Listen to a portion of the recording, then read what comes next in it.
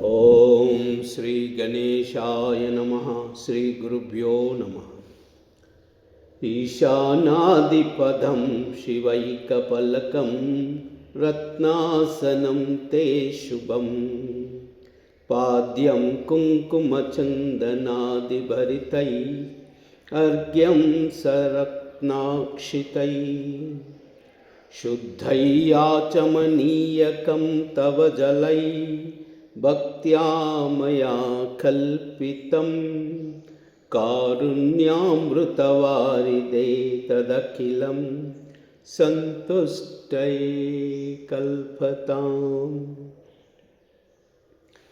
ईशानादिपदं शिवैकपलकं रत्नासनं ते शुभं पाद्यं कुङ्कुमचन्दनादिभरितैः अर्घ्यं सरत्नाक्षतैः शुद्धैयाचमनीयकं तव जलैः भक्त्या मया कल्पितं कारुण्यामृतवारिदे तदखिलं सन्तुष्टये कल्पताम्।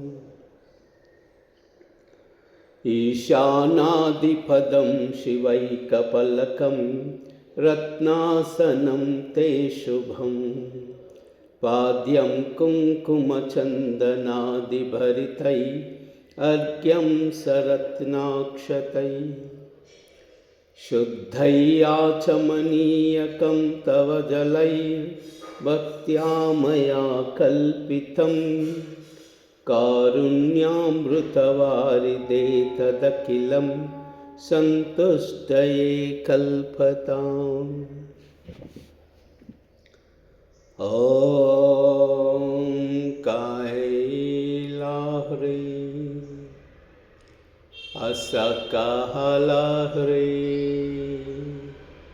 सकलाह्री